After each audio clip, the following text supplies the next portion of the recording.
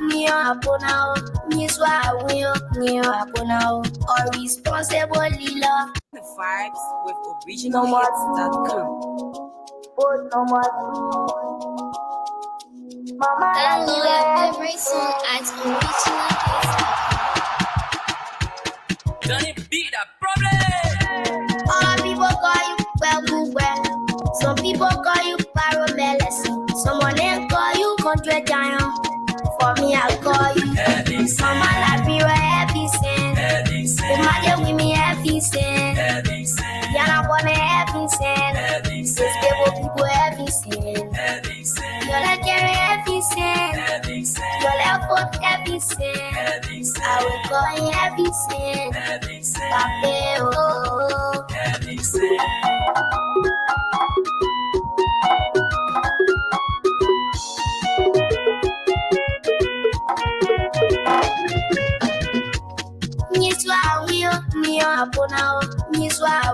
Neo Aponao, or responsible Lila, man of his rod.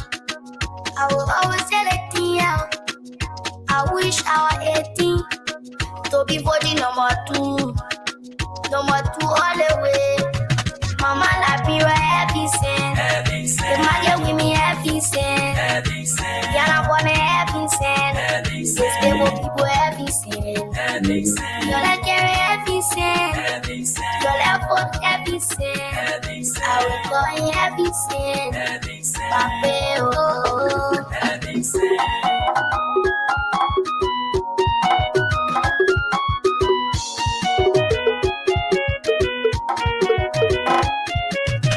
After just 5 years, heavy sin and build the hospital.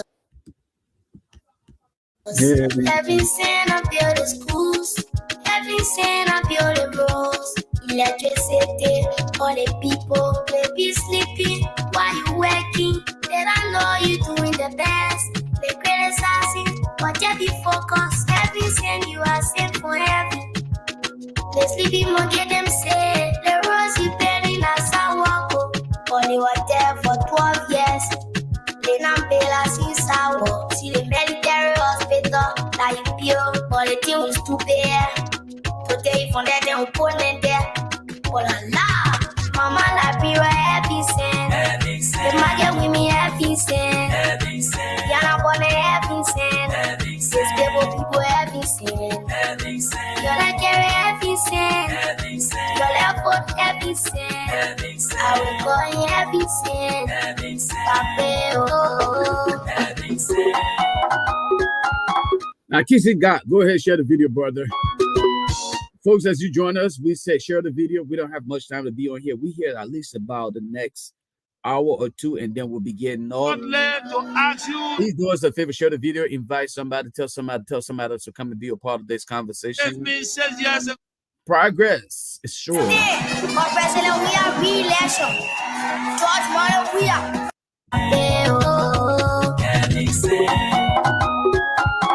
Remember, the same people who brought George Weah on you are the same people who were turning their back on George Weah when things started to go sour. These are the same people who are again bringing to you something completely different. Let's talk about that. Or responsible Lila, man of his rod. I will always tell it out. I wish I were 18 to be 40 number 2 all the way. Mama Liberia, heavy sin. Imagine with me, heavy sin. Yana wanna heavy sin. These people heavy sin. You're like heavy sin. You're like foot heavy sin. I will call you heavy sin. Pape, oh.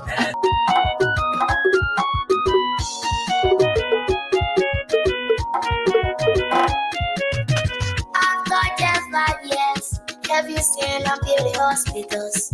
Heavy sin and build the schools. Heavy sin and build the roads. Electricity, all the people may be sleeping while you working. They don't know you doing the best. They criticizing, but you be focused. Heavy sin, you are sent for heavy. They sleeping monkey them say the roads you building are sour. Only were there for 12 years. They not pay last in sour. See the military hospital, like pure, but the thing was too bad. So they from that, they will pull in there. But Allah, mama like me, right? Heavy sin. The man with me, heavy sin. Yana born a heavy sin. This baby people heavy sin. You're like a heavy sin. You're like a heavy sin. I will go in heavy sin. Pape, oh.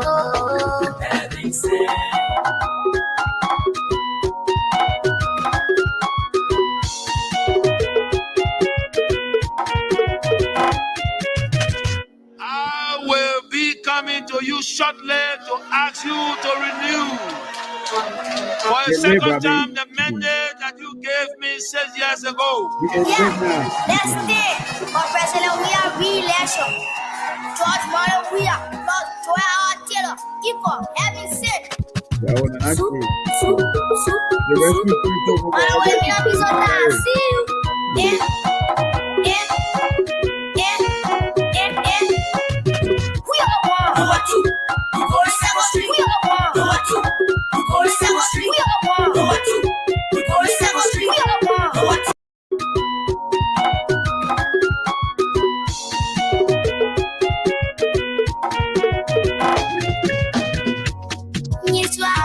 We are one. We are one. We are one. Or responsible leader, man of his rod. I will always tell a thing out. I wish I was 18 to be voting number 2. Number 2 all the way. Mama like me right heavy sin. The man with me heavy sin. Yana born a heavy sin. This baby people heavy sin. You're like a heavy sin. You're like a heavy sin. I will go in heavy sin. Pape, oh.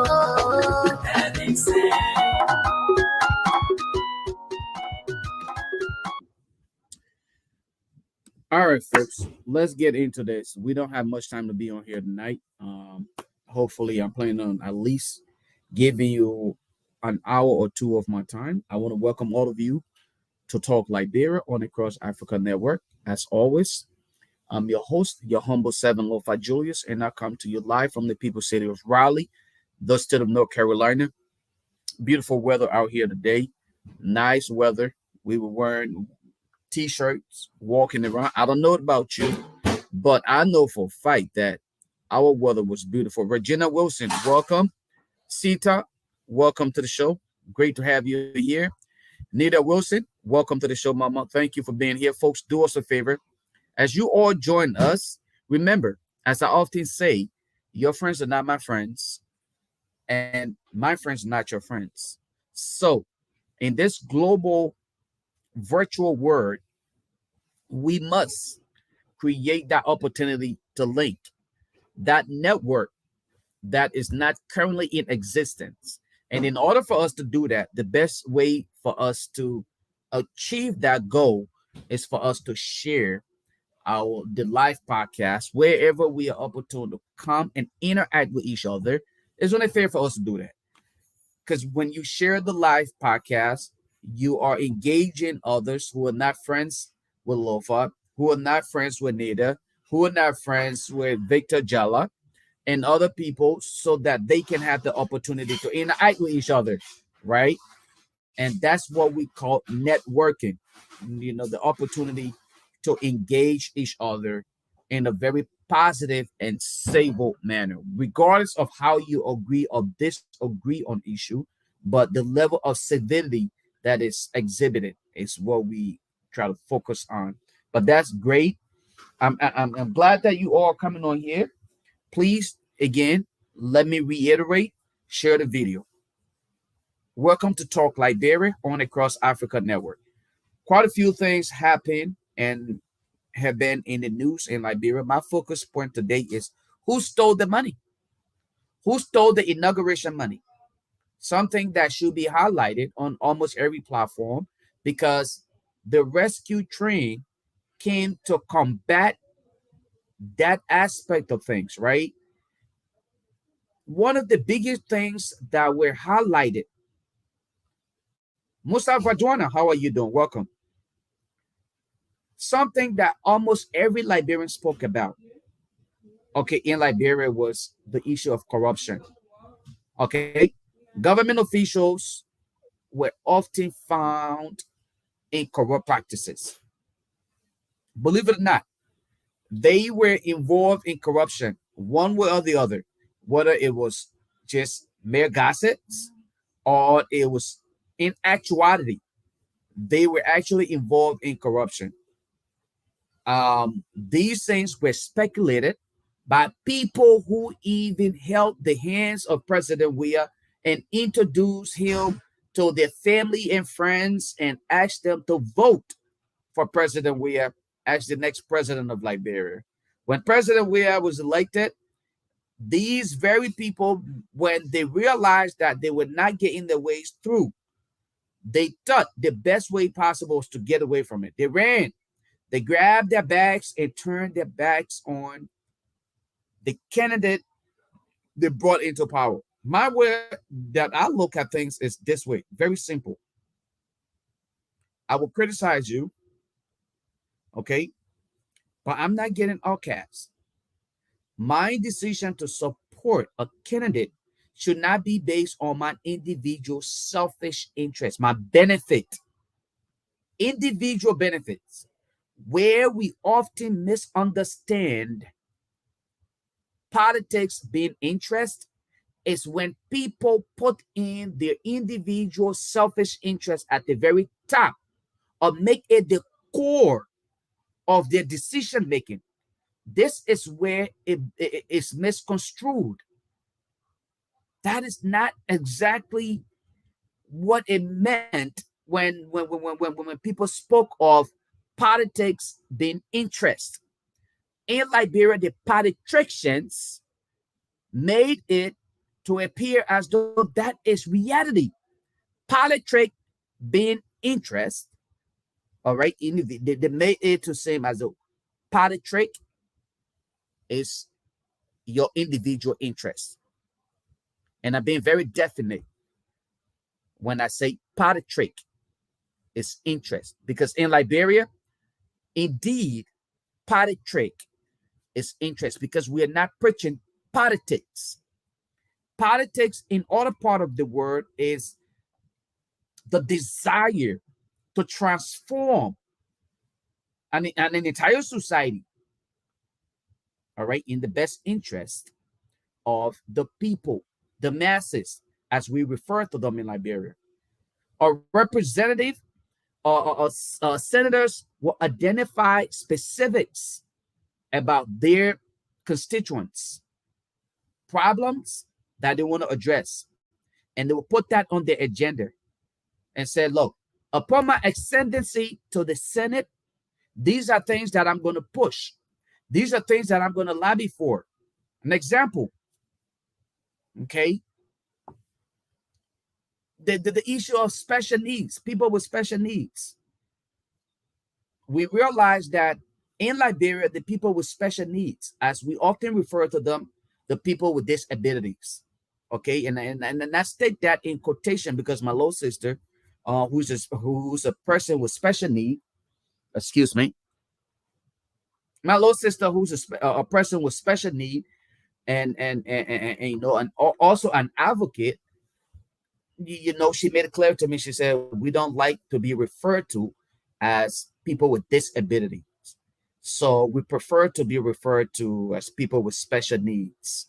And so I want to be very cognizant of that when I say these things. But again, understanding our society, it will take time for us to adapt to these terminologies because it's not just instantaneous. So people back home, they are accustomed to being referred to as people with disability.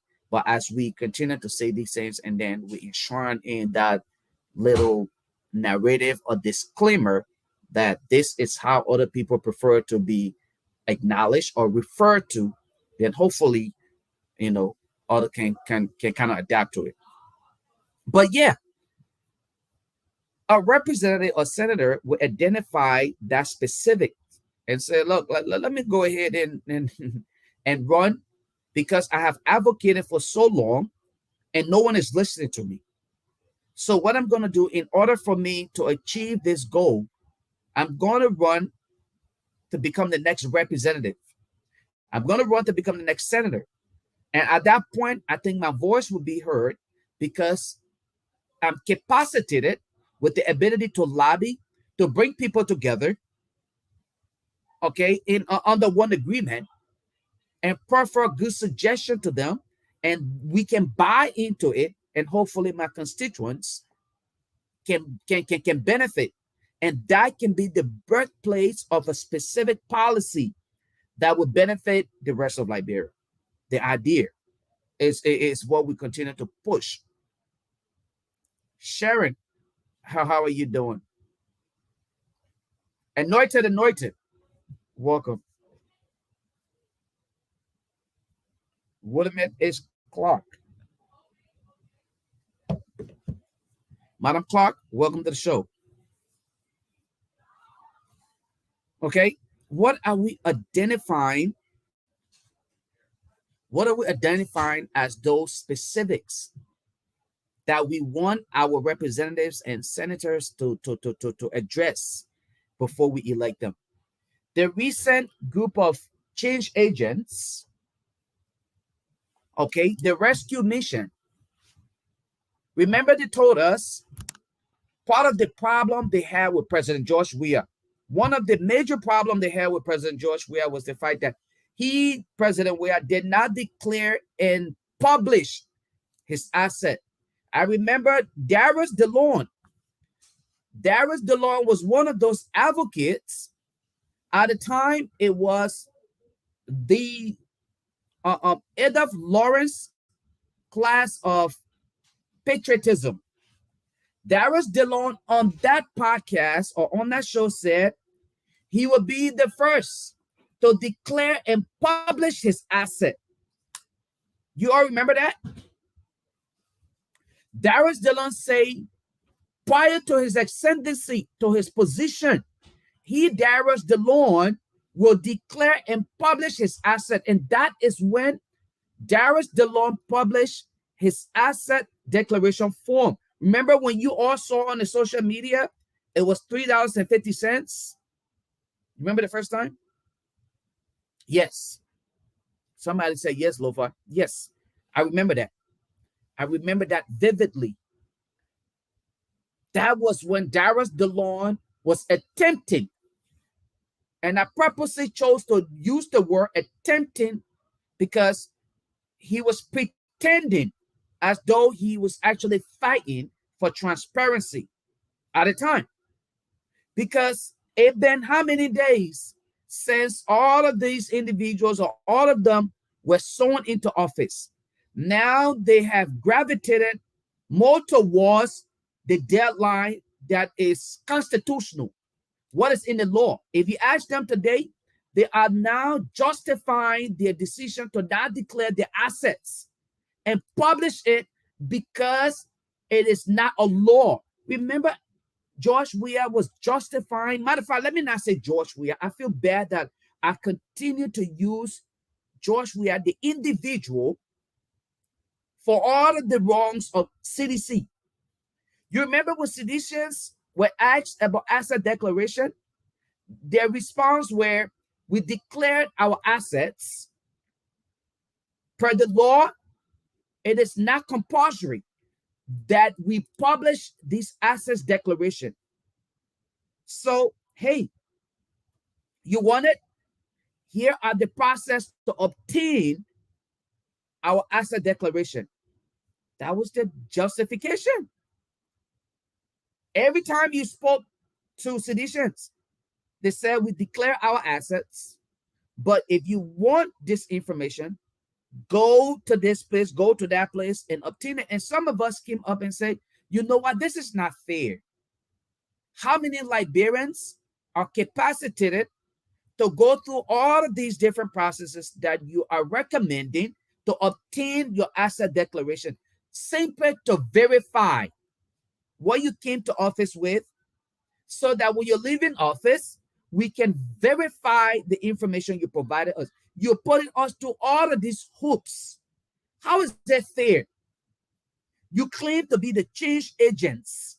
You told us when you were coming as that change agent, the change group to transform Liberia.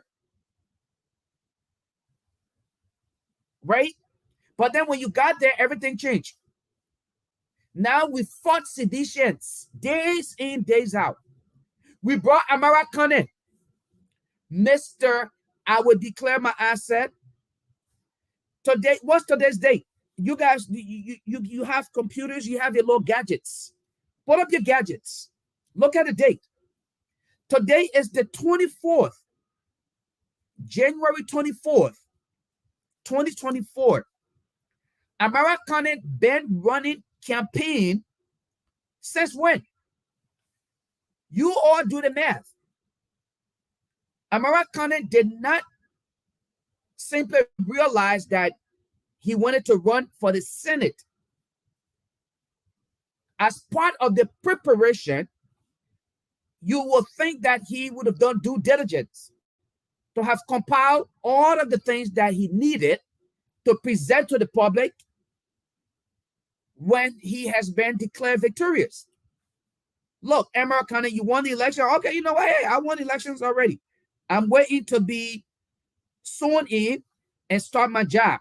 But while I'm waiting, here are my paperwork. You need my background check? Here's my social security card. You need to do my background check? Here's my green card. What else do you need? My driver's license? Here is it. And do you need me to fill up my I-94? Here is it. What else do you need me to fill out? Fill them out, okay? Because I want to start work as early as possible. But in order for me to start work, I need to get these things done. When you apply for job here, they will tell you, we need to do your background investigation. They will fill out the paperwork and everything. They will conduct the background investigation. If you need to provide your social security card to have it verified as part of the process, they may submit the other paperwork and say, you know what? We can verify the social security card when you come to work. Your first day for orientation, bring your driver's license, your social security card, and then you will meet with HR. HR will go ahead and verify that. They will take copies of it and have it put in your file, right? But you will prepare yourself. American knew all along for the past 6 years that he meant to run for the Senate. How logical is it that he would have compiled all of the documents needed to file his asset declaration and publish it before he even walked to the Senate floor? How complicated is this? The American could have done exactly what I just explained to you. How is it? How is it so hard? American, after working at the World Bank, he didn't stop there. He even wrote on the social media that I have a screenshot of, I can share with you. And if you don't want to believe my screenshot, maybe it could be just self-created. Go to this young man's page. Desmond Finley. Desmond is the guy who made a post, and he called out American. Guess what Mr. Conan did? He went there and he wrote a whole book, how he would be the leader of transparency. He couldn't have run on the message of transparency and then live contrary to what he spoke about. So guess what? He will be one of the first to declare his asset and publish it. Today is the 24th.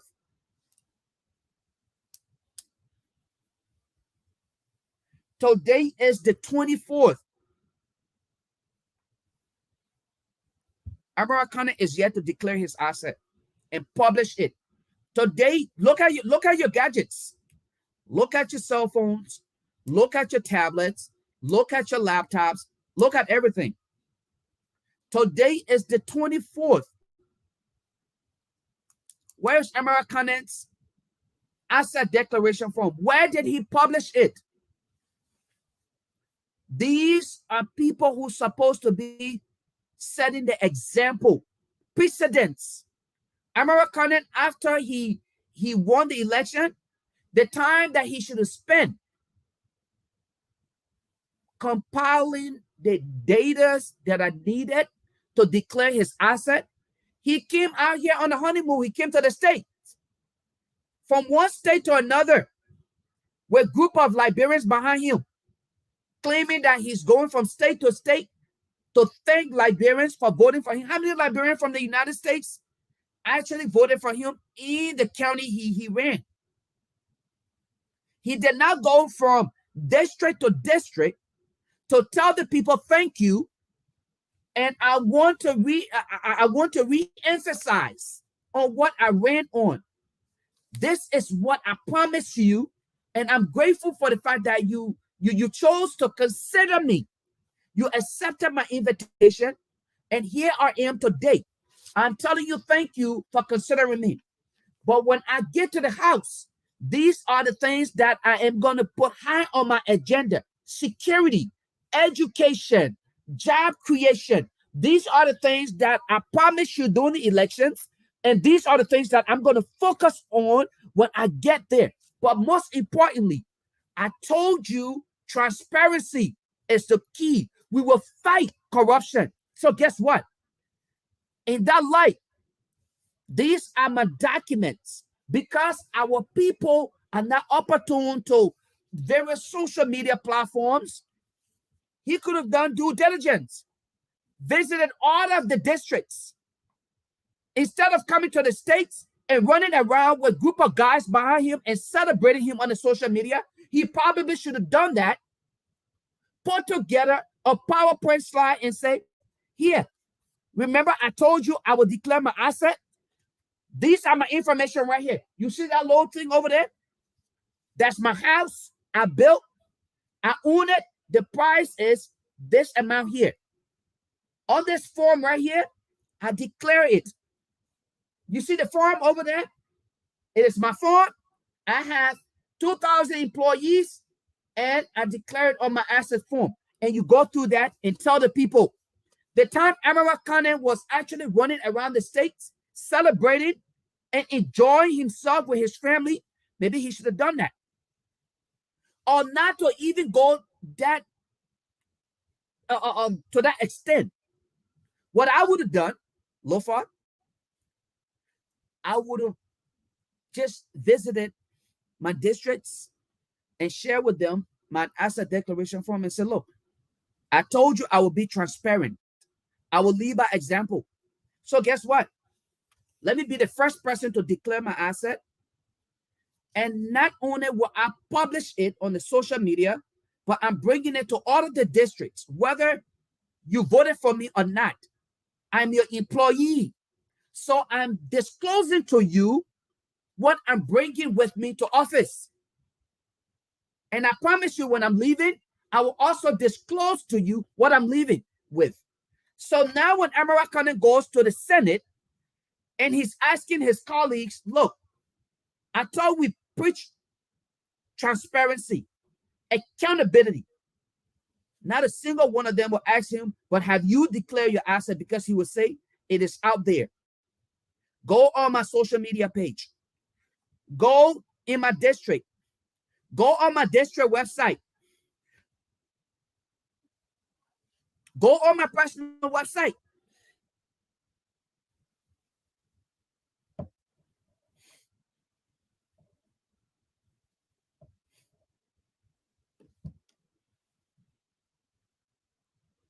Okay? You would think those are things that should have been done. But people would sit here and say, based on tribal line, because American is from a specific tribe, so you should not highlight some of the places he fell short. You can only gloss over it. If that was the case, then some of us should have heavily supported Honorable Joseph Numa Boakai as the next president of the Republic of Liberia. Again, because of our lineage, our tribal line. Okay? But for us to change Liberia, for us to move Liberia forward, it's not possible. American lie. And he's lying up until today's date. I challenge any one of you on here today. If you provide for me, Lofa, Americans as a declaration form and where it was published, I shut this live down and I will no longer come on here again. I would not appear on this platform anymore. Matter of fact, not just this platform, but you would not see me on any social media platform. I dare anybody, all of you on here tonight. It's a challenge to all of you. I challenge all of you. Bring me American. Today is the 24th. I am not saying he did anything illegal. Let us be wise about this. I am not claiming anything illegal is done here. But where do we set the precedents? Are we supposed to be the one to lead by examples? Were we not the ones fighting President Weah and his cabinet about transparency? How are we being transparent then? When we're doing the same thing that we cried about, that President Weah worked out of his home at Jamaica Result. Why are we again allowing the president to continue the same culture working out of his home? Amen. I'm just asking simple questions here tonight. Why?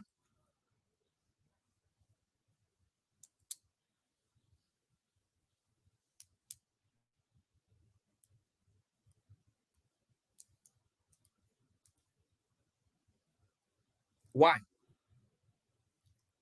The logic in our decisions, where is it? I thought American is supposed to have been the man of change. Where can we obtain his asset declaration? Where? So let's forget about American. The president, the man who read this speech, right here.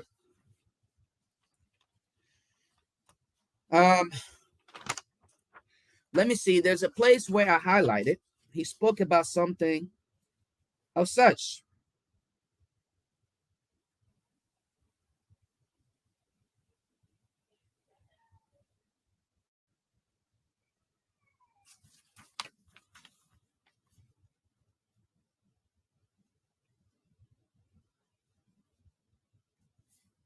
Let me read a paragraph from his inaugural speech.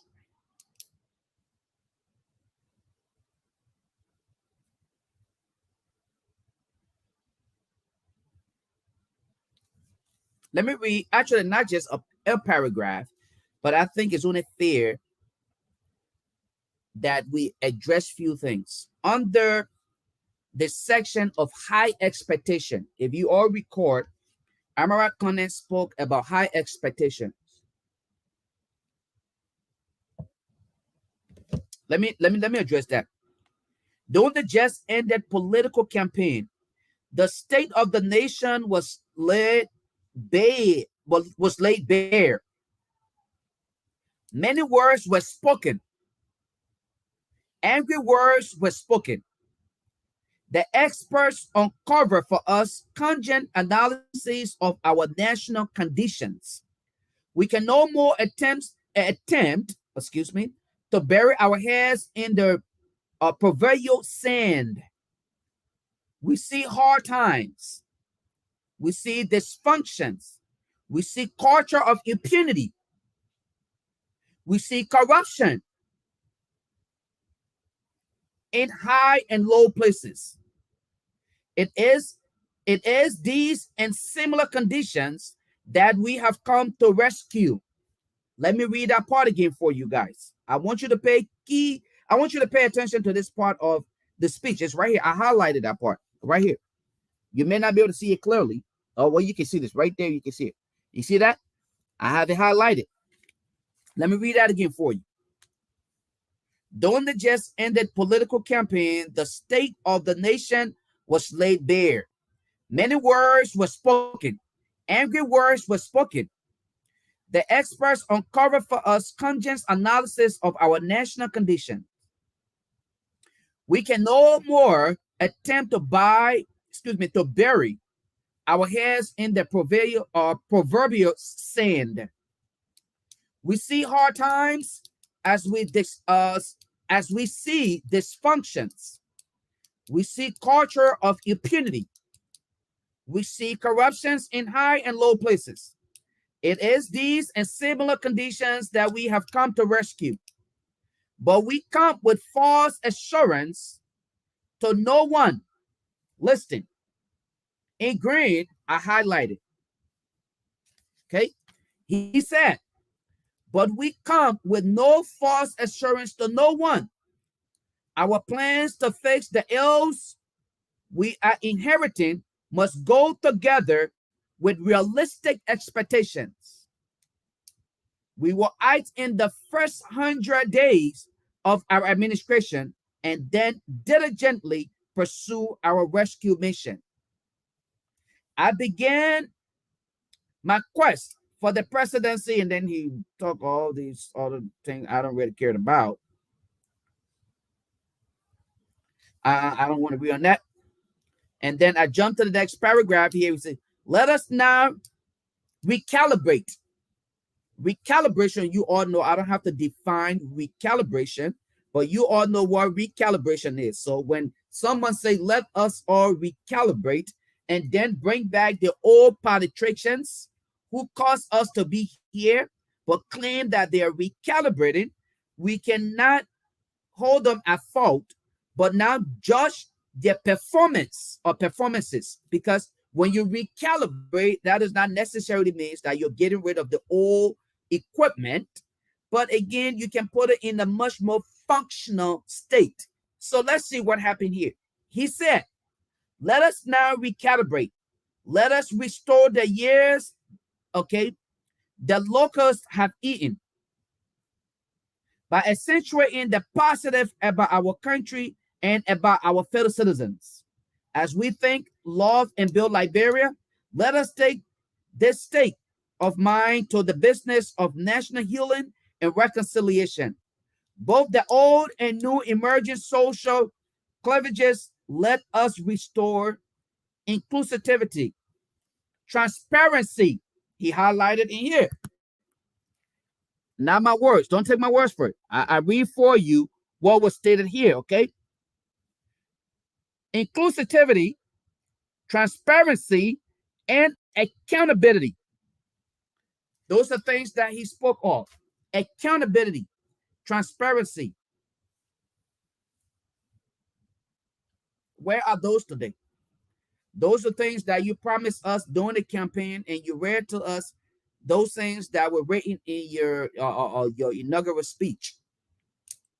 But you're yet to declare your asset, Dad, Uncle, Statesman, Mr. President. Right? I will keep this. It's a historical note for me, because 6 years from now, I will be back here again to question some of these things. Where are we with all of the promises that were made? You told us these things. On your very first day of service, I expected you to disclose to the public your asset declaration, Mr. President. Okay? To direct us to where we can obtain your asset declaration form, so that, you know, integrity institutions can start to authenticate some of these information, validate them, so that we can disclose it to the general public to say, you know what? He declared all of these things on here, and of course, they are damn right on point. It's perfect. Nothing wrong with it. It's right on point. I can say that. I cannot look in the eyes of a seditious and say Honorable Boycott is far better than President Weah, when of course they both started on the same footing. President Weah declared his asset as it was clean, but he did not disclose it. Up until today's date, I am yet to find out as to whether the President Joseph Numa Boakai, declared his asset. And if he did, where is it published?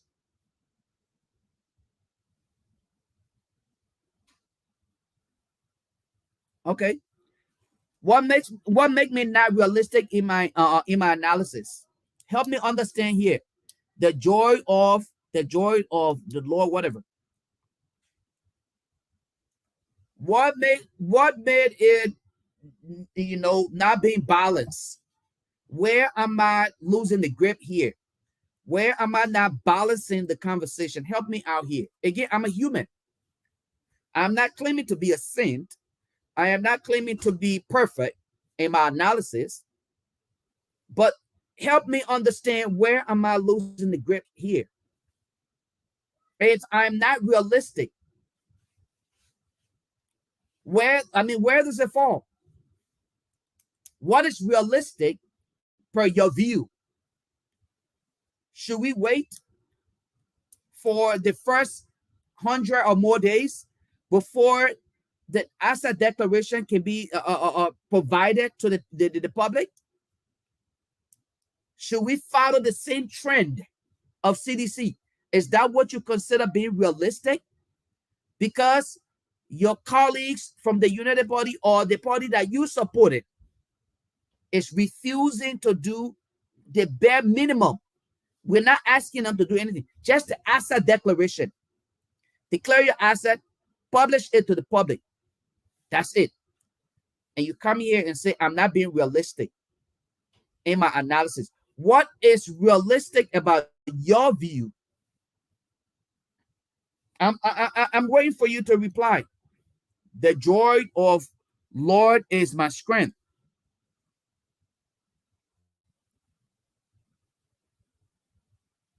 The joy of the Lord is my strength. I'm waiting for your response.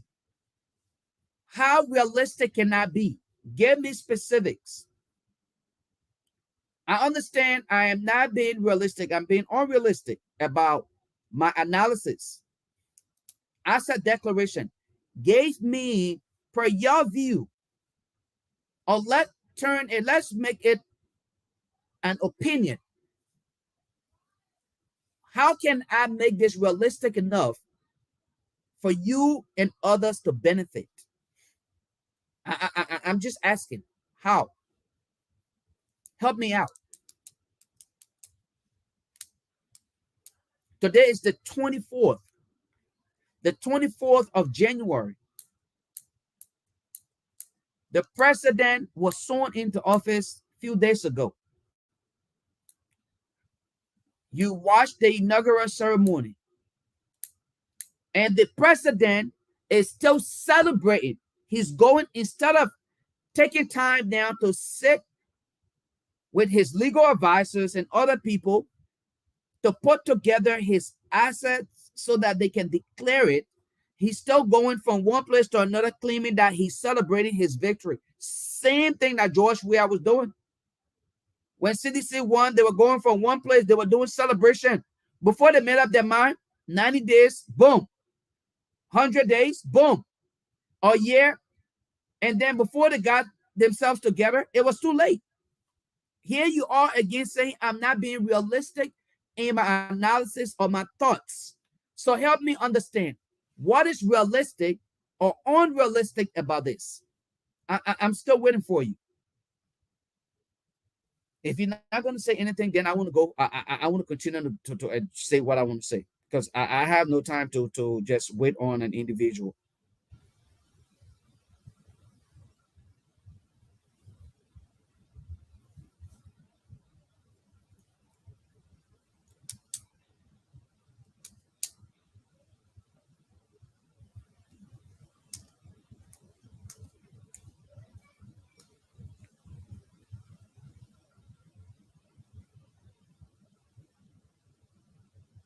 You see some of the reason why we give you guys the opportunity to expose yourselves. Folks, please read the comment or the question he asked me.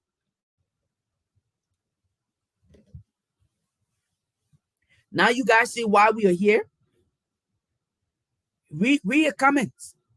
You guys see why we are in this position we are in today? You see that? You see? But these were the same people who were insulting insulting President Weah for not declaring his asset. You see what he's saying over here? Did President Boycott promise you that he will declare his asset just after 4 days in office? You see? These are the people we have to, you know, I hate to use the word gullible, all right? The level of gullibility in our society is just, to some extent, annoying. I don't want to say some of our people are ignorant. I'm not, no. I did not insult you. I don't know. I hope you're not talking to me, but I did not insult you. I said the level of gullibility in our society. Okay. People are gullible. The fact that you will even believe that he's supposed to tell you when he will declare his asset before he can be held accountable, it speaks volume. You are the employer. You make your request. You set the expectations. You are the employer. The president is your employee. Why you think people were so vocal on President Weah? He is the employee. You set your expectation, your benchmark, and tax him with the responsibility to live to your expectations.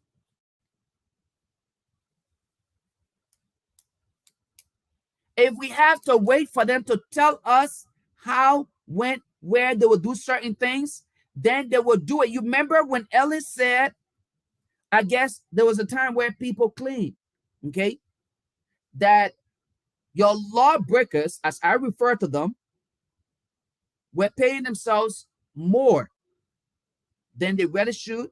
Remember, what did Ellen say? They made their own salaries. That is because you and I lost grip of holding them accountable. At the time, they were allowed to do any and everything. But now that social media have given you the luxury to hold them accountable, you are asking me again, Lofa Julius, to wait for them to tell me, hey man, I want you to go to bed tonight or this morning, wherever you may be joining us from this afternoon. Think about what you just wrote here.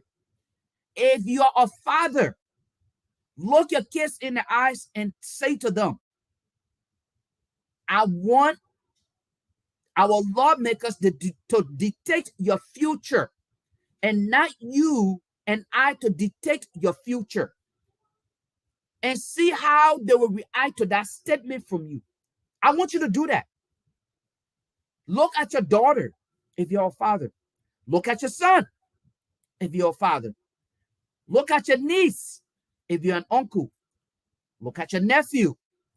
Look at your little sister and say to them, especially those that are under 18, look them in the eyes and say to them, our future, I have decided to put in the hands of these lawmakers who have shown us no direction, no sense of direction.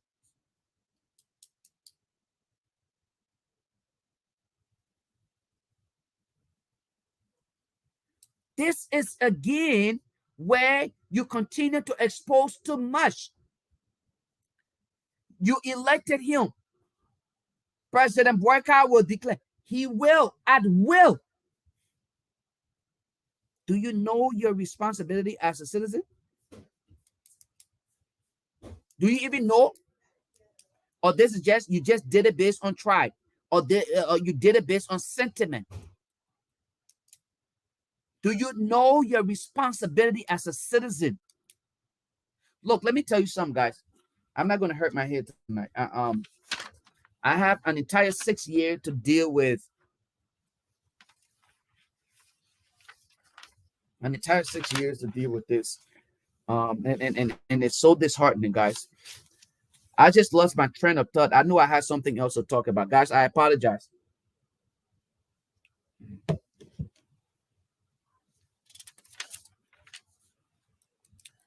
Let me share something with you guys. I'm gonna leave my brother alone. And let me stop and not get distracted. Well, I'm already distracted, but I apologize to all of you guys. I'm sorry. Sometimes we can get upset with our brothers and sisters. I remember when we sat here and we were making a case for the opposition. At the time, United Party were on the other side. People like him and other people were applauding us. They were celebrating us on our positions. At the time, everything we said was just accurate.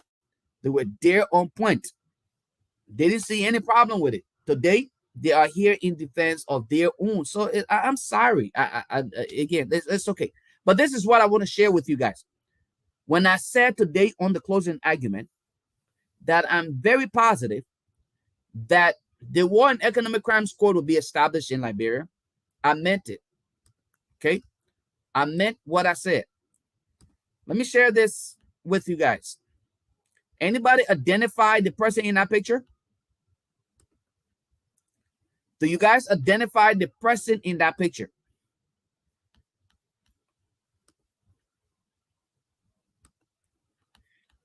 Or do you guys want me to possibly zoom in so you can see the face clearly? I don't mind doing that. If you guys want me to zoom in so I can show you the face a little clearer, I don't mind doing that. Okay. Somebody said no. My sister Sanaya Queen said no. All right, sis. Let me try to do that for you. I will zoom in here. So you guys can see and tell me who you see in that picture and what makes me overly confident. I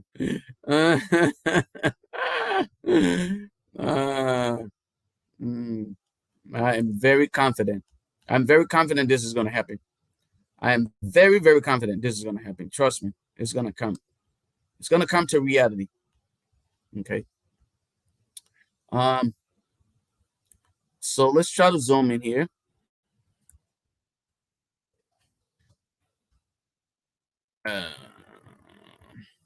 Oh no.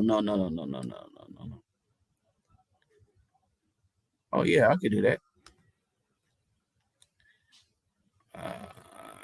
Let's see if we can scratch it out. Oh no.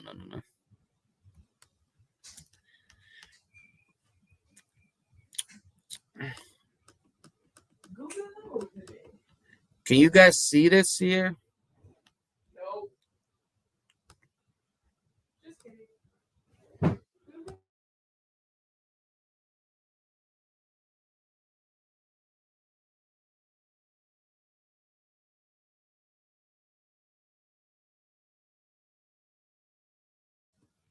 You got it right, Sonny, you queen. You are there on point. You see that? Let me zoom in a little bit more. Let me bring his face right here. You guys see his face?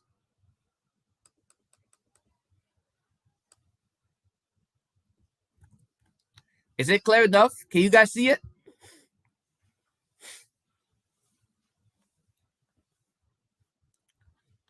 Okay. We're getting there. Abakat, you got it right, my brother. You guys see it? We are getting there. Let me bring him closer. You see the face?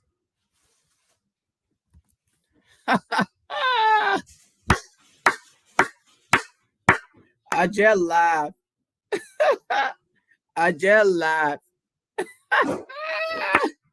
I just laugh. I be laughing. I just be laughing. I just laugh. I just laugh. We will not give up. I just laugh. I can't lie, but I'm a laugher. I can't lie. Eh? Okay, good. So now I moved that out of the way. The reason why I thought to highlight that to you guys is the promise that was made here. If all of you who believe in justice and accountability, all right, well, I try to take my time to read some of these things. I'm busy, you know. I know sometimes when Nita reached for updates, and I said, Nita, I'm busy at work, and I'm sure with her she'd be wondering. She was like, man, this lo-fi board, very short.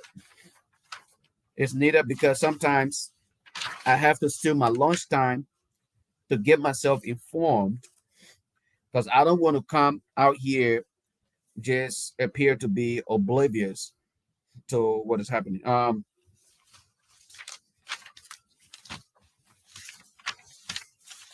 There's a portion of this speech where we were promised, okay, right here. I highlighted that. You see here? Hey, I highlighted that. When I read through the entire speech, you see where it says right here? You see my note right there? It says the war crimes court. This is the portion of it. I had that highlighted. Excuse my dirty fingernails. Ain't that dirty. See that? Don't look at my fingernails. It's not dirty. Anyway.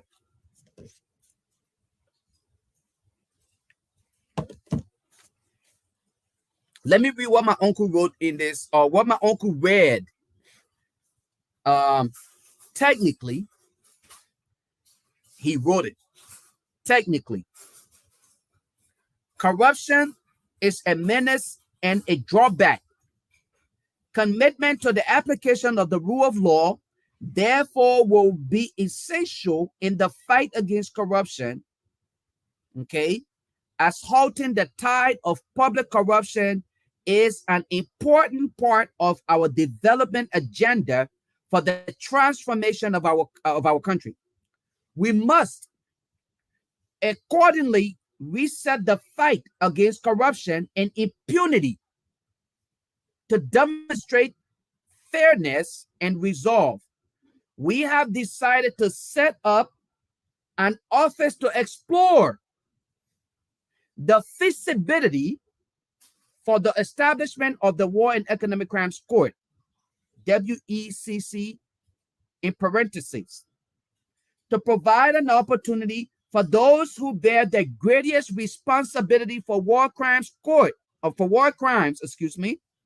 against humanity to account for their actions in court. An estimated 250,000 of our people perished in the war. We cannot forever remain unmoved by this soaring national tragedy without closure.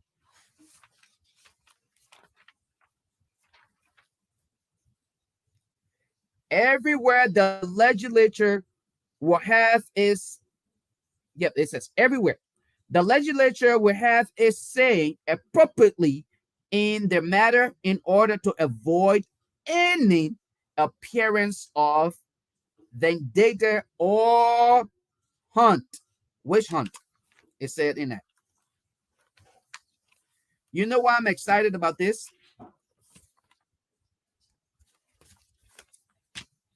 We asked President Weah to give us war crimes court. He failed. We asked Honorable Boycott in his very first few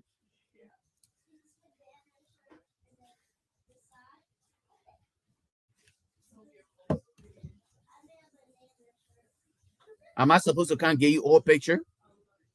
Come on, sign in your queen. I'm supposed to come and give you all picture to prove what? What am I trying to prove? Give you all picture to prove what? I'm not in the business of, you know me better than that. I'm not in the business of trying to prove nothing. I'm telling you.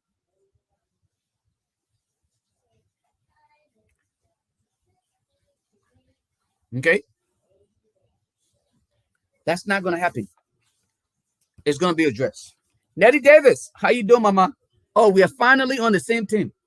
I'm being told that I'm not a seditious. Now you accept me. I hope that, you know what? Now that Nettie Davis is over here, let me tell you guys a joke. Before the elections, I was attacked about, being, back then, I was called an ANC member, a sedition, and everything. Now, the attacks are coming from one side. I feel much more protected, okay? Because now I have protection from ANC, I have protection from CDC, and I have protection from independents. I feel a whole lot more. You guys notice as of late, I've been very vocal on the social media. Look, I'm getting all of the protection from all around now. I've been very vocal. Before then, during the election, I was very careful what I said because to some extent I could step on somebody's foot and all of them could just come against me because they were all opposition at the time. So I attempted to be very cognizant of what is stated, where I'm at, how things are being done, and I play very safe. But now, all of us, we are all in the same boat. We are in the same boat. So whatever I'm saying, the only people who will come at me in a certain way are people who are from the Unity Party or of the Unity Party Alliance. Okay? And those who have not been appointed but are with high hope that hopefully they will get something.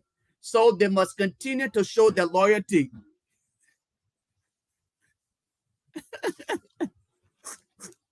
I agree.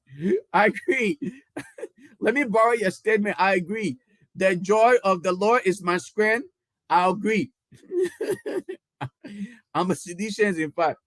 But in all reality, right?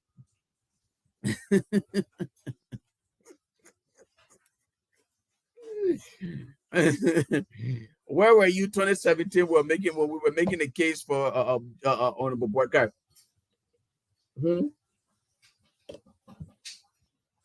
Where were you? Anyway, but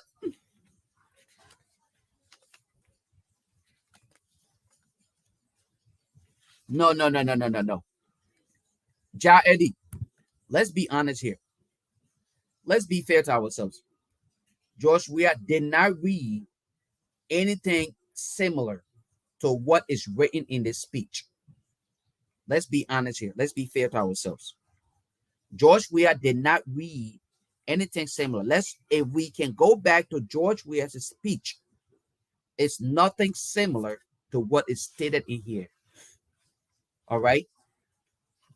In this statement, he said, now, I'm not denying that it could simply be done for just publicity, recognition, or for whatever reason.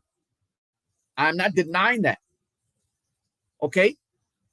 Politicians in Liberia are liars.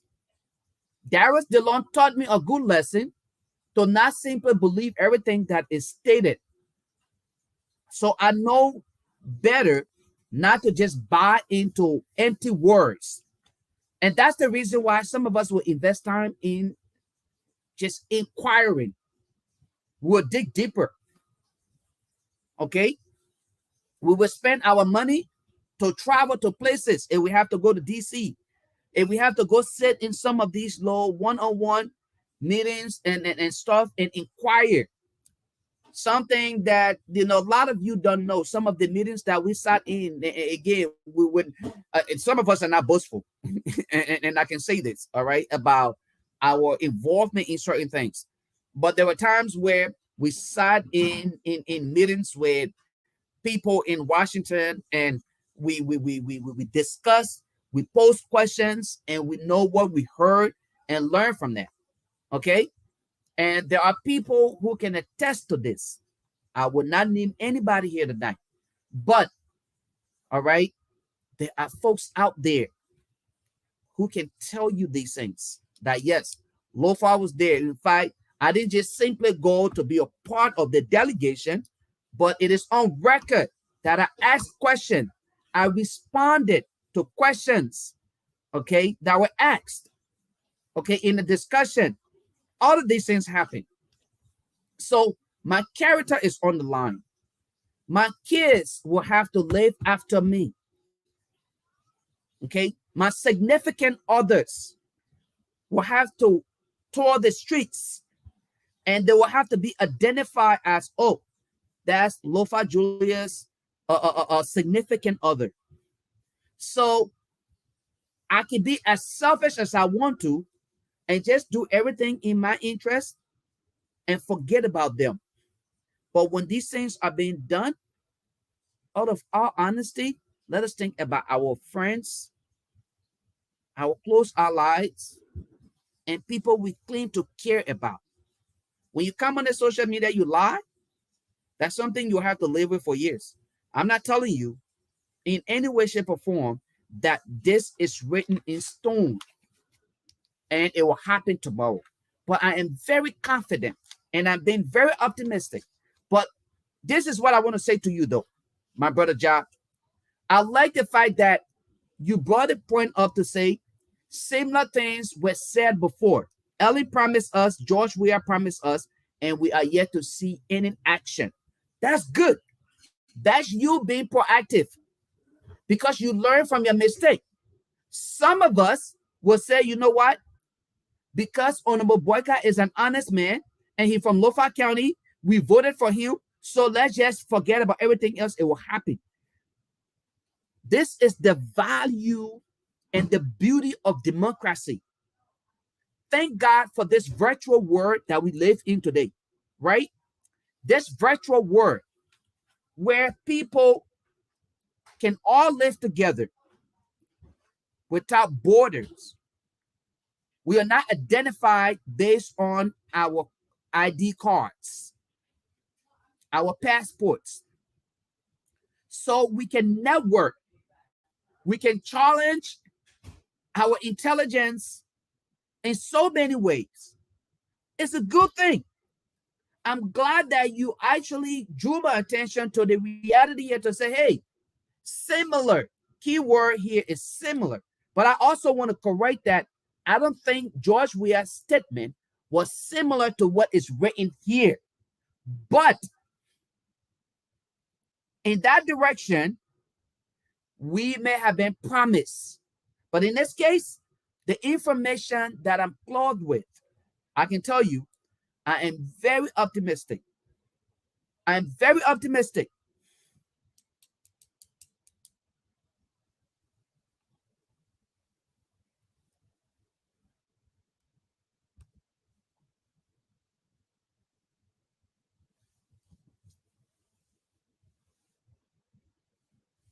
I said our significant others.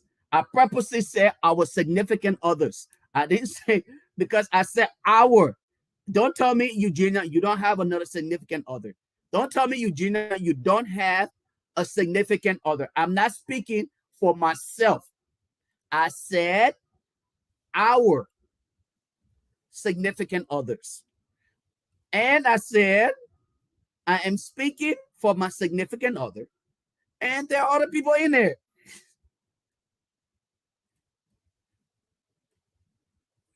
Okay? So when I say our significant others, I'm including you, Eugenia, because you're often on here, you're addressing things, you're providing information to the public. I'm speaking for Sonny, your queen. I'm speaking for, yeah, all of us. We all have significant others. So, all right, if you don't want me to include you, I will exclude you, but I still have to.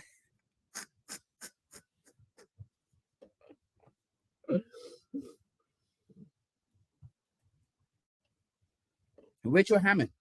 Richard Hammond say, wow, you back? Richard Hammond, Liberia problem, it's not a 2 day or 3 days problem. It's an entire year problem. So one time appearance on the social media will not solve it. You may see me on the closing argument. I would love to go to sleep and rest, but the problem is bigger than us. So we can't be lazy about it. There are times where you will not see me on here, maybe 1 or 2 weeks, but when I'm strengthened and by the grace of God, I will be on here multiple times when we have to highlight some of these things, such as the recent incident in Liberia. I remember when we were highlighting the death of innocent people in Liberia, whether it was accidental or mysterious death. Today, people sent me video or footage of their bodies somewhere in Liberia. I thought to myself, I said, 3 or 4 years ago, we would have been on the social media. People just dying all around Liberia. Yeah, we would have been doing that.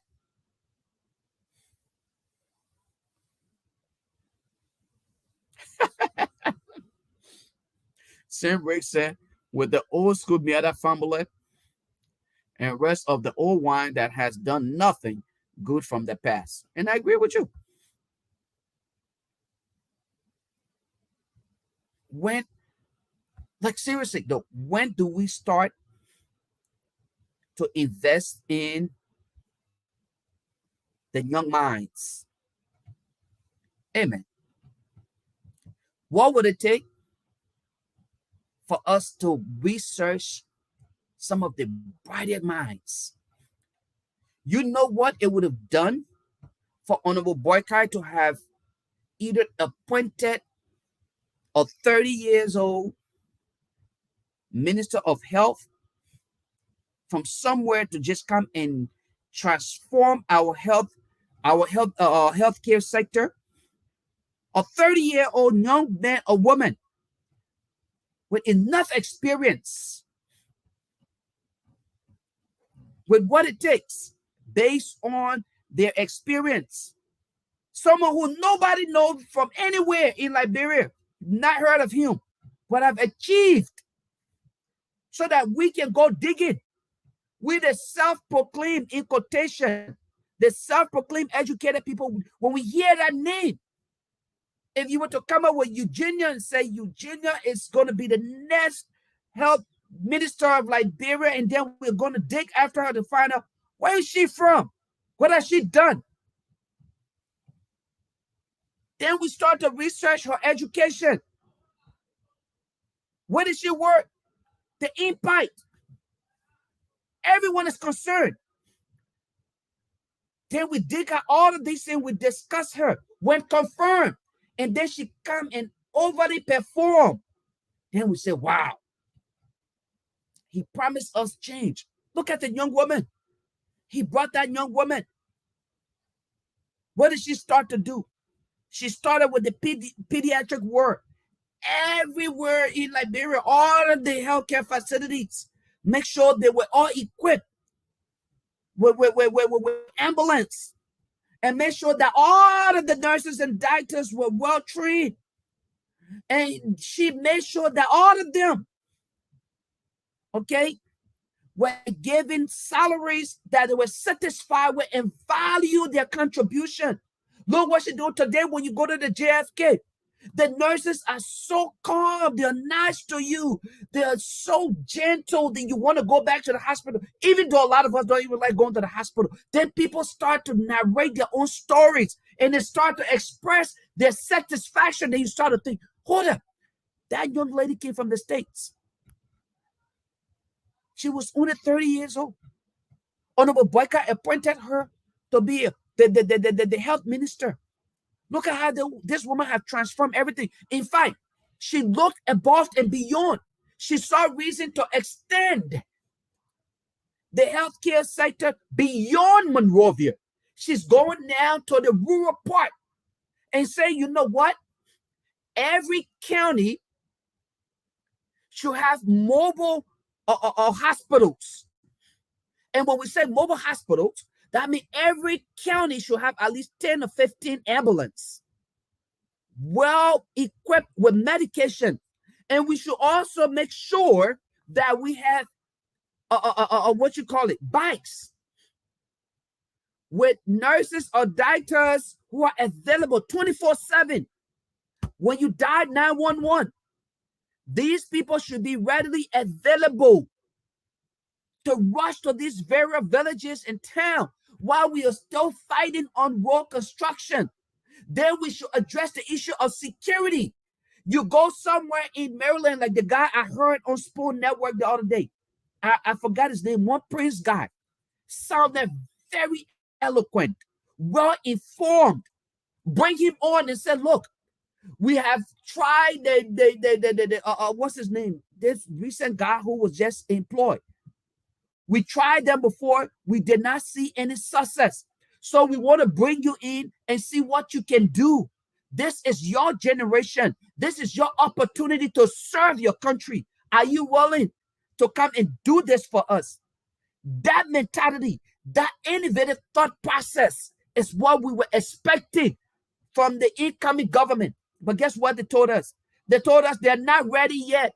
They are going back to the Mo Ali and other people to continue to build their homes and finish them before they think about governance, before they think about transformation.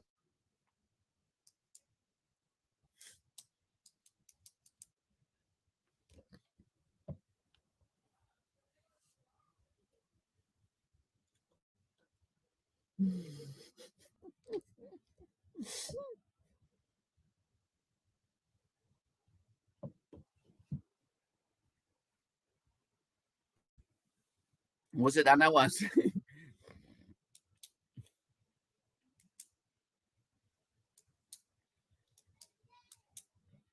Lofa Julius, I want to ask you, are you telling me no one from the past government should not be appointed in government? No. I think you meant to say no one from the past government should be appointed. Okay. But anyway, I understood what you meant. I'm not saying no one from the past government should be appointed. I'm not saying that. Don't misquote me. Don't get me wrong. What I'm saying here is, at this juncture, at this point, we need a much more vibrant and innovative workforce. Nobody who is 60, 70, or 80 years old can transform Liberia right now. You need a much more competitive workforce. You want to present that idea where young people will compete. You know why? Much more than you can ever imagine. A lot of the young people are running to Liberia. You know why they're running to Liberia? You think they're running to Liberia because they love Liberia? They have failed miserably to compete. They can no longer compete in the diaspora. So guess what? The easiest place to go and acquire wealth is in Liberia. When opportunities are right here, jobs are available, but young men and women will rather grab their bags and run to Liberia in search of jobs. When the country itself is struggling, you're not experts. Nobody can tell me you're coming out here, you're going to Liberia to serve as an entrepreneur. If you're going to Liberia with job and opportunity for other people, then we must applaud you. We will say thank you. You're the man or you're the woman we want in our society because you're creating job in the private sector. But when you're going to Liberia to stand in line to be considered for job, then you are not helping us. You're hurting us. especially if you have no expertise. You worked in America 270 something years ago. You ain't retired yet. You grab your bag after inauguration. You said because you've been saying on social media all along. You've been preaching for one person to get elected. That person got elected. You packed your bag, put it on your shoulder. You didn't even get on a plane. You walked to Liberia and say you're going to stand in line for a job. And then I'm supposed to say, thank God that you're doing it. Hey, man. Stop doing that. Let me see what Moses said here. Moses said, look at Julie, you stupid. You want him to you want him to bring all Eugenia GW or boyfriend name out here. Moses give up and say, Moses scared. Moses scared.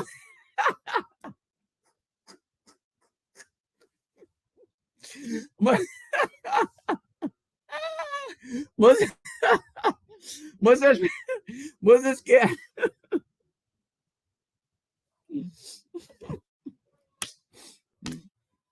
Okay, Moses, I forget Eugenia. All right, let's forget about Eugenia. Let's do Sana You Queen. Let's try Sana You Queen. Let's try Sana You Queen. Maybe.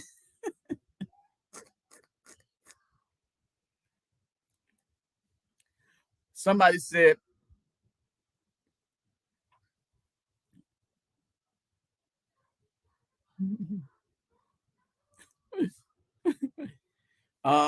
he asked, okay, I agree. If you're appointed in government, will you accept it? I would decline. Open, I'm telling you right now.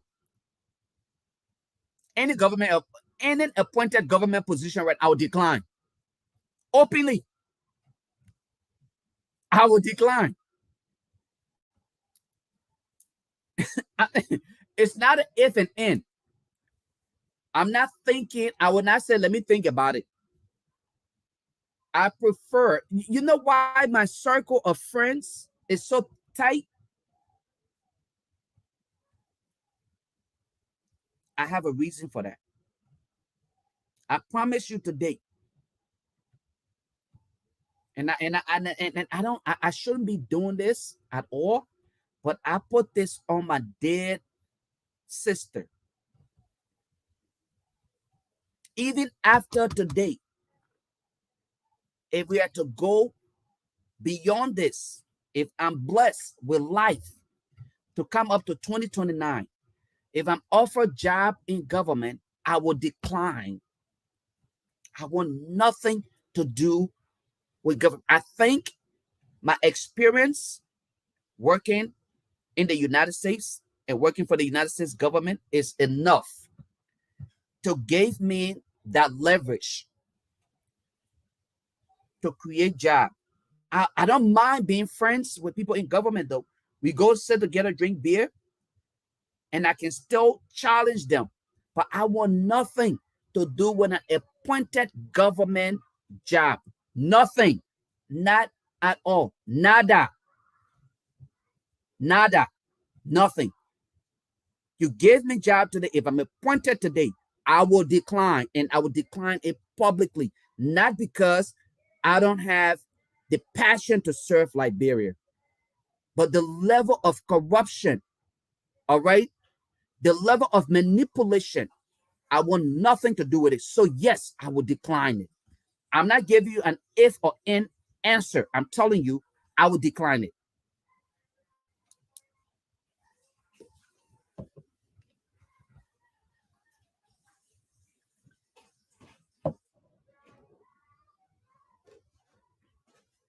Okay?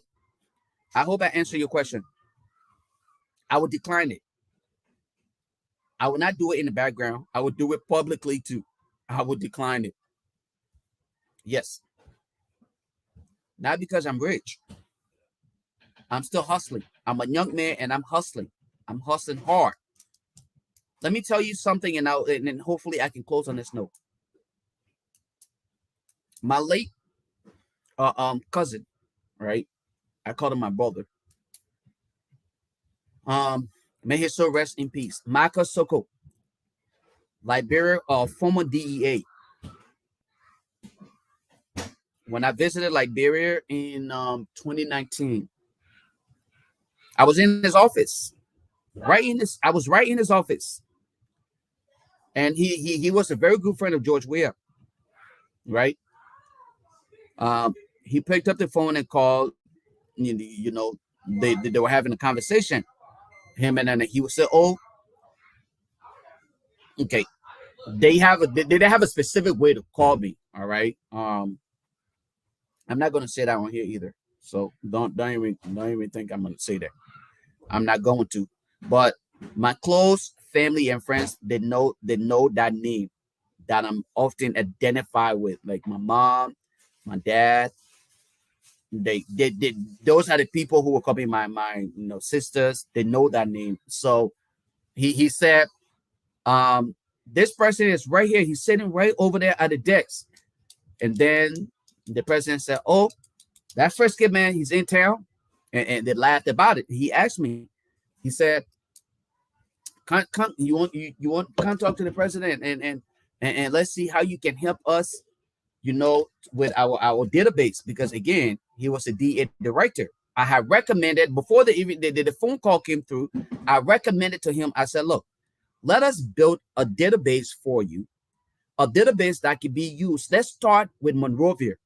We build a database that you can start to have data and information on these habitual offenders, the drugs, the smugglers. When you arrest them, you put the information in the database. That information you can take out of the database and provide it to the local news agencies and pay for news time. Have them publish all of the offenders' names and the pictures in the local newspapers. People would know these guys as the offenders, but you have the informations in the database, right? So the next time they are arrested, when the name is put in the system, boom, the picture comes up. You know that person is a repeated offender. Like if you arrest Stanton Weatherspoon,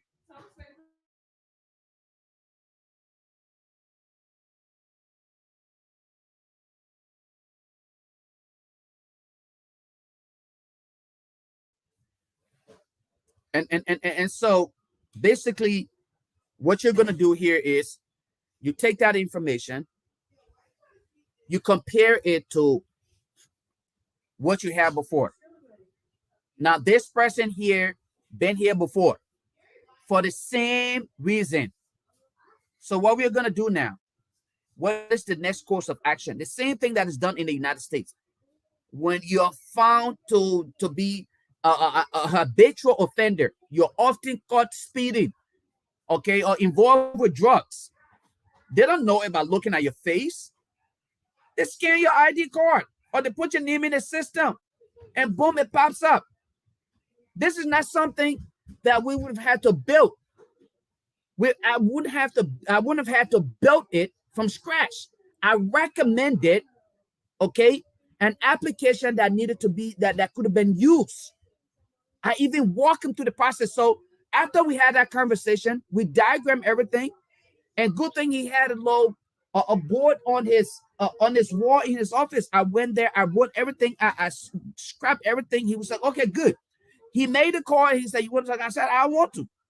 You go ahead, do your thing. When I get back, then we will start the process and you can implement it. I don't want to talk. He said, "Oh, just come on. This is thing, that politics thing. You want to help your country. This is how you can help." And I said, "No, I don't want to talk because I don't want to be a part of it." And God in heaven knows. I never spoke to President Weah. I declined. I chose not to. You know what? I could have done that. He told me, if you were to go to the DEA office today, there's a young lady over there who got so much respect for me. The only IT guy they hired in that place. My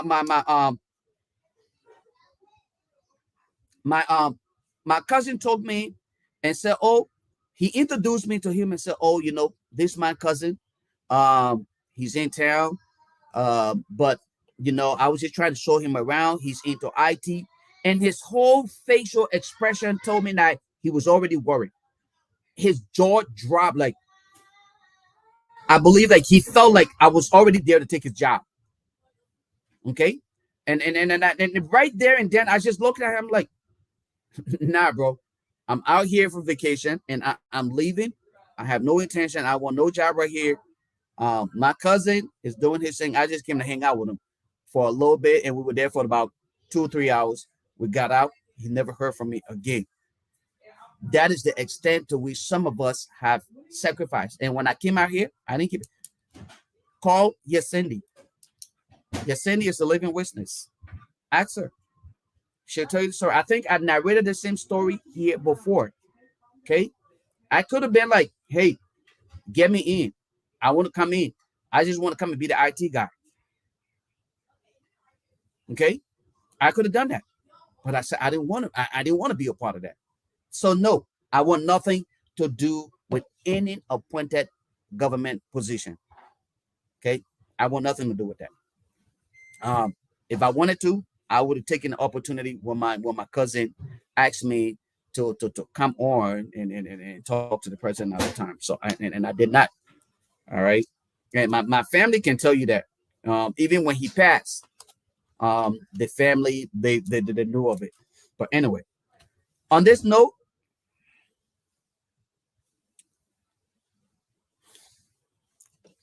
Martin can't do that. Martin can mess with anybody else, but not my family people. Martin can go to anybody but my family.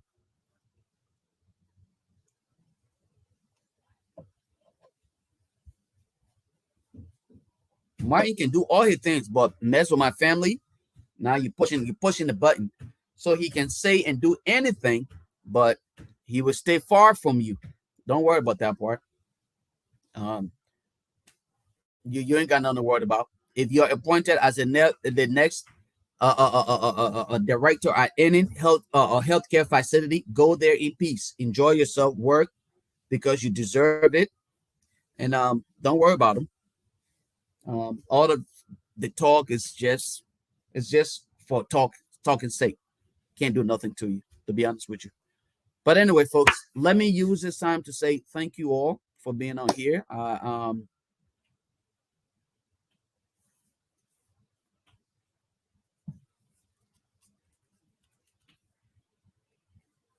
Oh yeah, Sister Frida. Yeah, he only took me to this guy. He took me there, and introduced me, and his whole face dropped. Like initially, when we walk in, he's like, and he said my name as they would normally refer to me, and said, "Oh, this is our IT guy here." Okay, and I said, "Oh man, how you doing?" And then he turned to me and said, "Oh yeah, he works for this place," because he knew where I work, and he said he's also an IT. Okay, he's a system engineer. Oh my God, who told this man to say that thing? When I look at the young man's face, his whole face dropped. Like, wow, is he bringing his nephew to now or his cousin to take my position and everything? And the young man that was right behind me. Okay, matter of fact, when we were leaving, even the driver who drove me noticed it. Okay, he was like, "Oh wow, Robbie, did you know that?" Like, and we started talking about it, and I was like, truly speaking, I had no intention. Who would have known what would have been his next course of action? I just told him, I said, I have no intention of coming here for any job. I'm good. I only came to visit and get my cup of beer out of him and get my transportation and leave from here. Okay. And even in that discussion, I called him up. I said, because we will call him Uncle Junior. That's how we used to refer to him, Uncle Junior. I said, Uncle Junior, what am I getting? I need to get transportation. I'm out of gas. And he said, quick, bother me. I got meeting to go to. I'll talk to you later.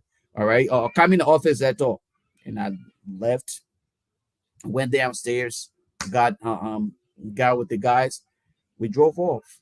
I didn't come back there until it was the day before I had to leave. I went there. He bought one African shirt for me. And then he told me to come back when I get back to the States so we can start the process of, building up the database and engaging the company that I recommended to him, okay, for us to reach out to them and see how we can utilize their software. Because I recommended this, I said, I have experience, vast experience with this software that can actually help our DEA. Okay. The deployment is going to be very easy. All you need is just a workstation, and it's that easy. All right. A workstation, internet service, that's it. You don't even need to network anything, but you will still have the data. Eventually, we can actually have it put in the cloud, utilizing AWS and all of these things. But for now, we can consider this a standalone service, but still you will have adequate information. You will still be able to network with other counties and districts and all of these things. So each district can have one of these.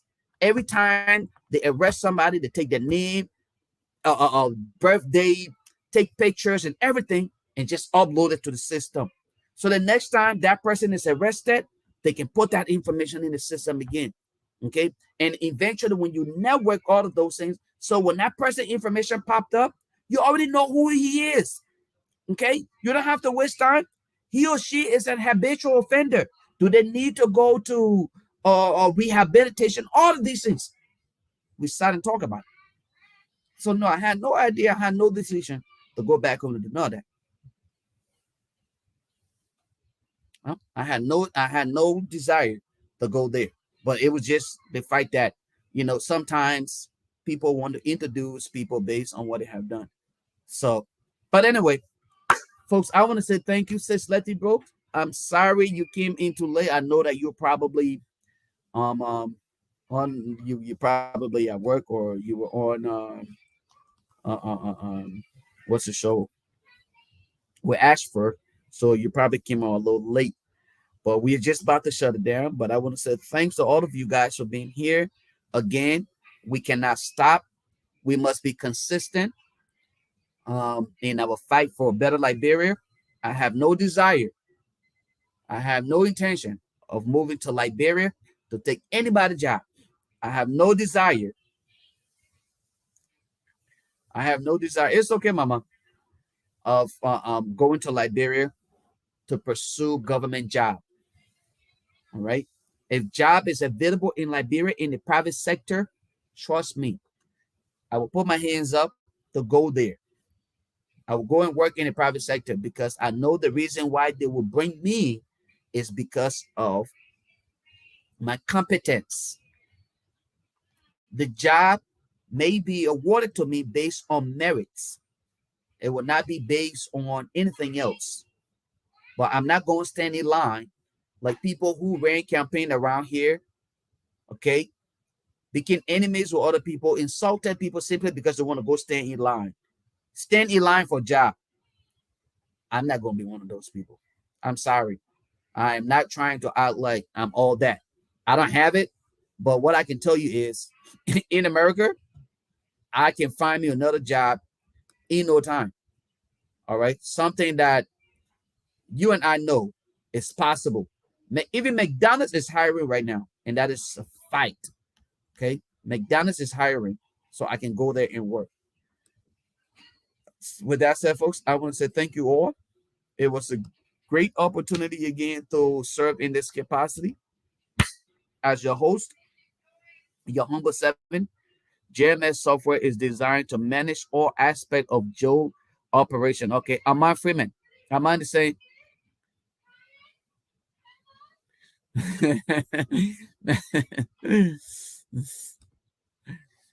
Emmanuel Finflin said, but hook me up with government job, bro. I wish I had a government job to offer myself.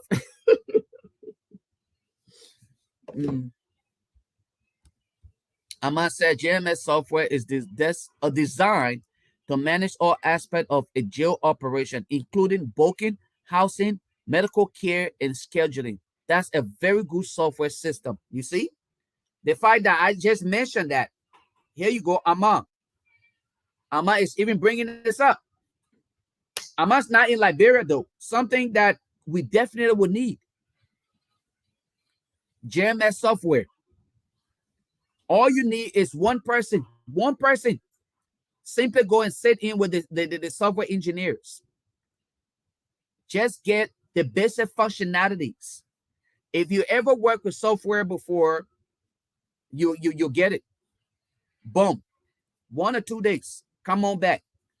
Train other analysts. Train someone to serve as a specialist. In the process, you come up with your SME, the subject matter expert for that software. Have that person to be that direct point of contact for all districts. Problem arises, boom, hit you up with it. You find a problem.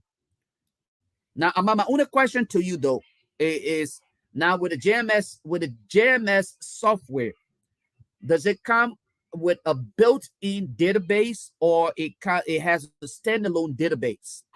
Do you attach your own database? Would you have to build your own database? Because some application you have to attach your own database to it. Is that something similar with JMS? Because with the current infrastructure in Liberia, you have to utilize something that again is not overly data extensive.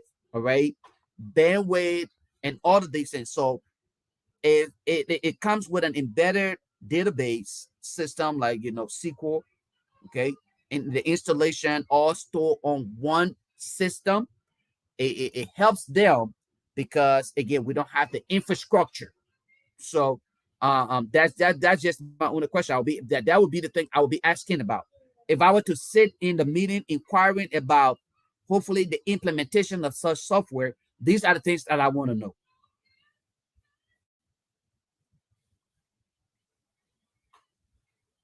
Yeah, see, that would not that definitely, well, that means they probably would not work for them because they want something that is starting new.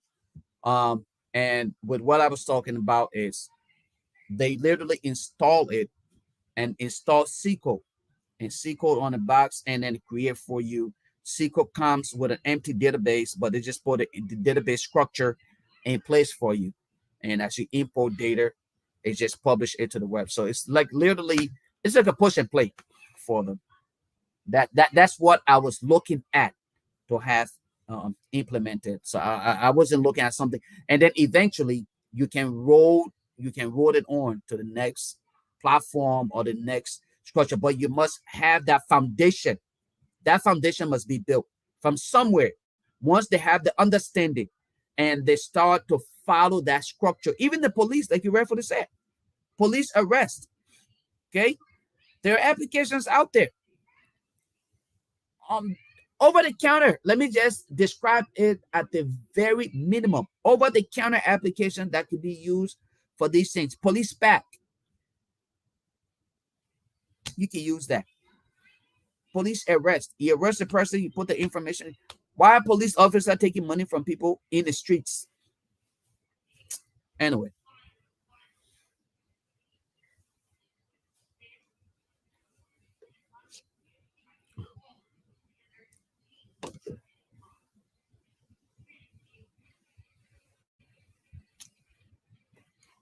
All right, guys. Let me call it a night.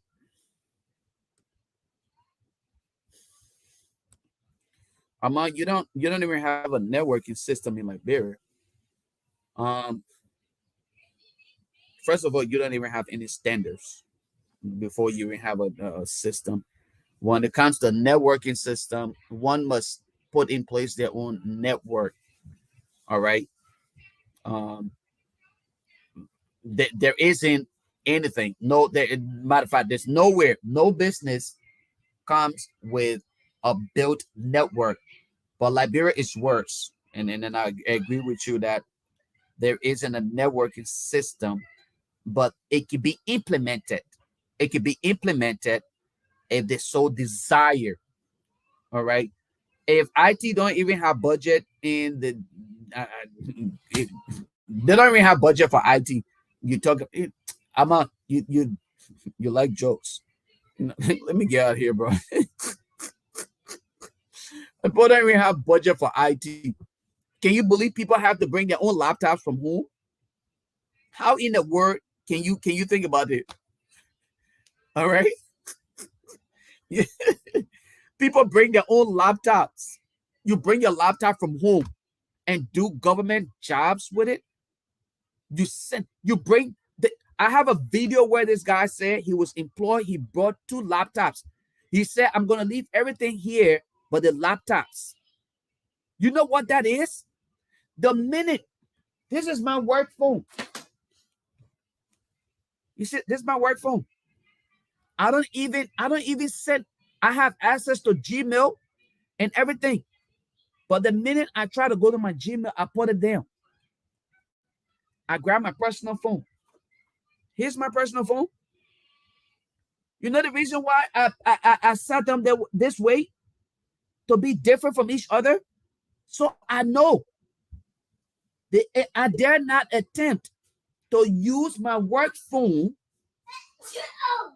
okay, to send my personal email.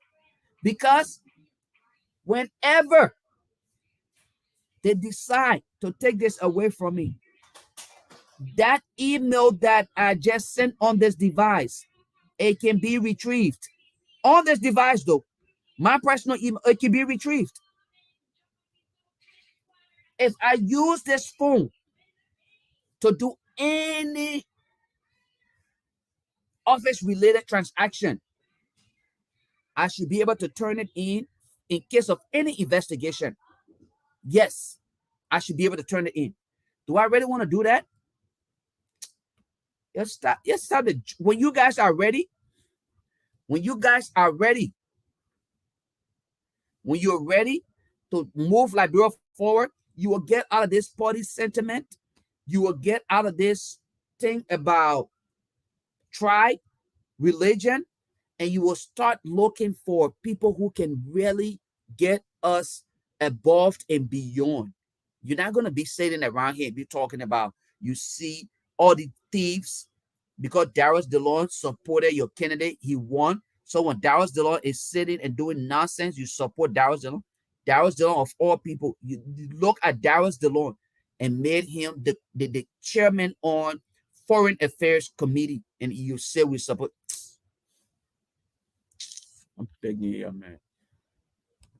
Yeah, good night. With original hits.com.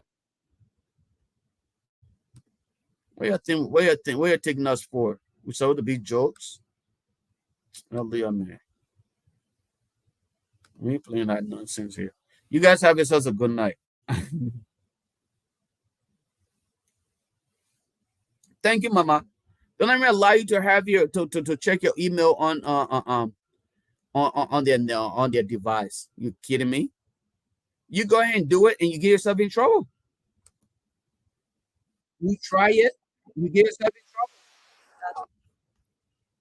You saying I ain't talking about, oh, somebody's supposed to do this, somebody's supposed to do that. You'll be thinking, y'all keep thinking other people want your jobs in Liberia, or people want to be part of government. Not all of us. Not all of us. Not all of us. We just want to be a part of the process to change Liberia. That's all we want. We want to be a part of the process. You know, initially you guys started saying we were doing these things simply because we wanted publicity, we wanted recognition. I had this guy from UP who said to me, had it not been because of social media, Facebook, okay, he and I would never sit on the same table to even have a conversation. This guy from UP, okay, he made a statement to me, only for me to go find out. When I found out what he was doing, I felt bad, and I just laughed it out. And I said, you see, these are the kind of nonsense that young people would do instead of understanding how we can network, okay, to build each other up. Because you worked in Ellen government, and I didn't. So it made you better than me. But now we are in a competitive environment, a competitive society. You can't even withstand the reality. You can't even do what the least is expected to do. Guess what happened? At the end of the day, you grab your bag, you ran to Liberia to go seek job. But you and other people would sit and open your mouth and want to tell somebody, you and I would never sit on the table and not look at you and laugh. If you and I can't even sit on the table in the great United States, okay, what make you think I want to sit at the table with you in Liberia?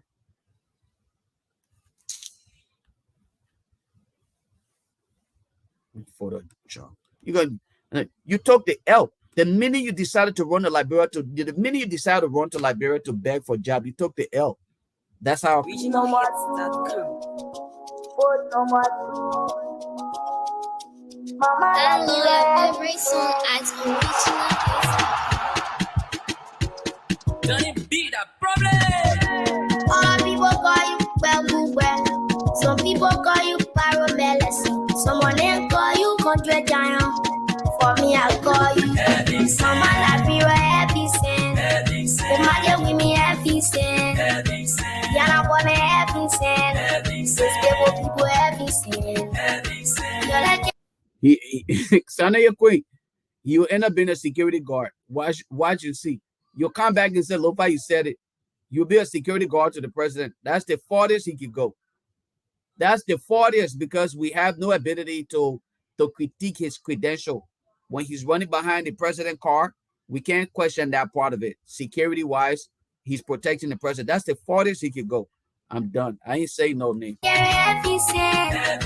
Your left foot Happy Sin. I will call you Happy Sin. Pape, oh.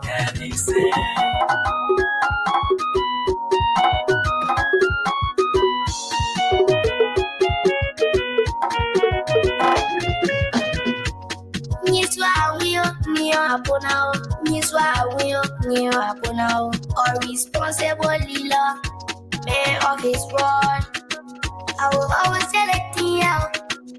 I wish I were 18 to be 40 number 2 all the way. Mama Liberia Happy Sin. The mother with me Happy Sin. Yana Bonne Happy Sin.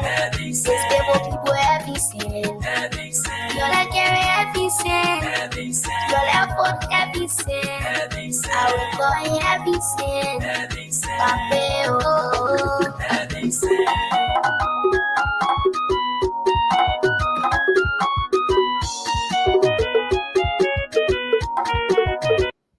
To avoid me from getting in trouble tonight, let me just say this, folks.